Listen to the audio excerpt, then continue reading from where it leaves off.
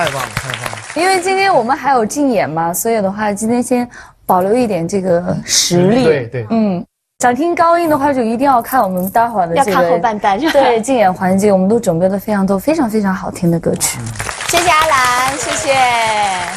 比如说像阿兰在美人谷长大，他从小会听外婆唱歌，是吧？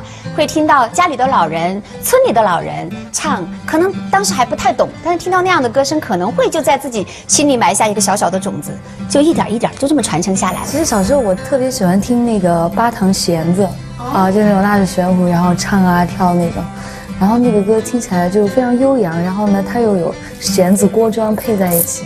就是很喜欢。说到这儿，我好骄傲啊！我们德清是锅庄之乡啊！哎呀，好我们丹巴也是锅庄之乡。但是有一样没办法的，丹巴出美人是吧？但我们香格里拉也出帅哥呀！不是，其实我真好。我觉得是这样，就是藏族美女非常多，只是说丹巴那个地方海拔低，就是只有1800嘛，所以女孩子皮肤呢是比较白，所以看起来就很美。那像别的地方可能紫外线比较高一点，就皮肤会比较灼伤，或者是有点黑。就掩饰了她的这个美啊！其实丹巴出美女真的不是随口说说的，因为那个地方就叫美人谷，是吧？对，丹巴美人谷每年还有选美的比赛。陶老师就是每年有一个选美比赛，我觉得你可以去看。我结婚了，我已经。你又略过了我。对，你可以去看一看，下次。对，下次去看一看。阿兰要唱一下吧，刚才说到的那个印象深的弦子，好吧。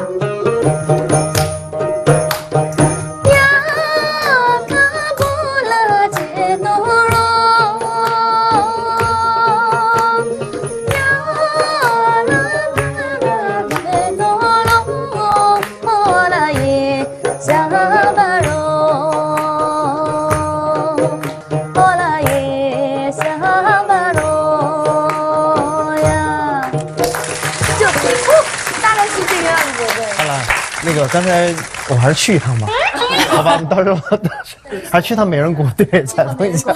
好，欢迎。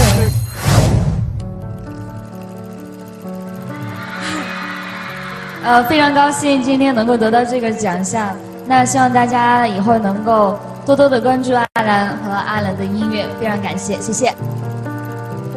牵手，在外漂泊的日子，快乐无人分享。孤独与我为伴，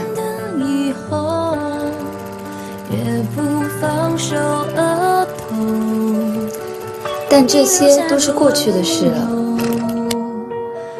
我最终还是回到了那片被温暖包围的土地。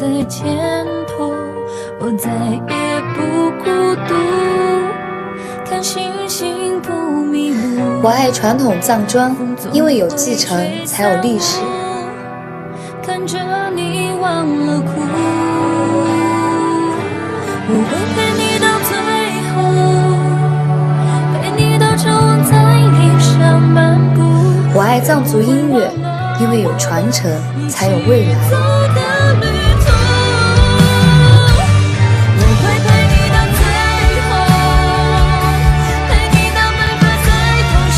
我以旅日所学，把藏族元素融入流行音乐。因为弘扬民族音乐是我的意义所在。一定是幸福，我陪你走的路，每一步的付出。我是阿兰达尔卓玛，我的藏歌正流行。满足。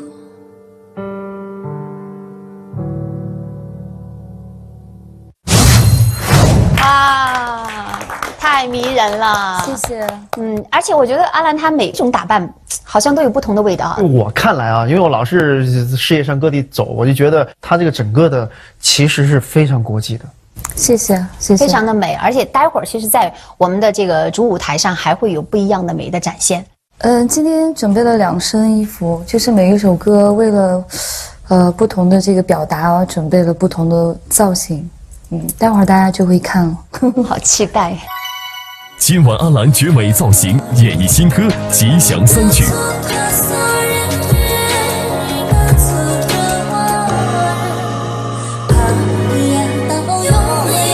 唯美嗓音带你走进空灵美人谷。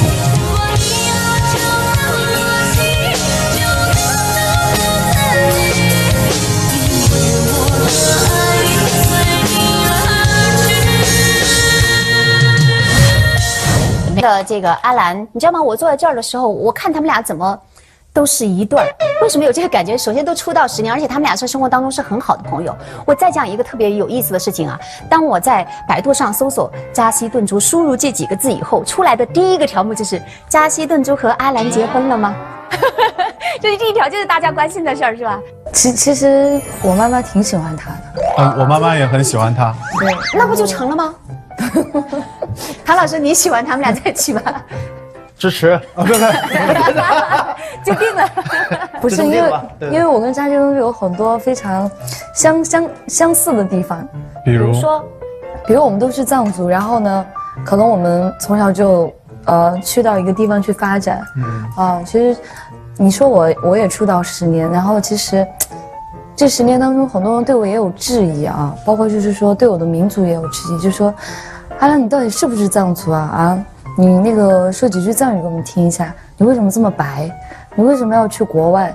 我就刚开始的时候我也会觉得很难过啊，我就觉得哇，我说我一直在做民族音乐，然后自己也很努力，我也非常的爱民族爱家乡，为什么还是有这么多人他们会质疑我？然后后来经过了时间的这个长河哈，自己的这个沉淀以后，我觉得其实别人说什么并不重要。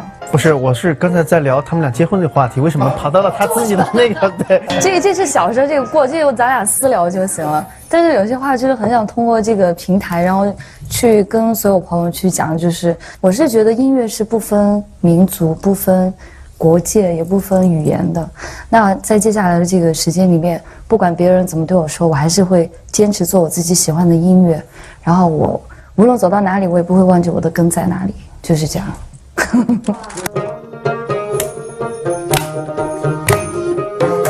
会唱的跟我们一起唱。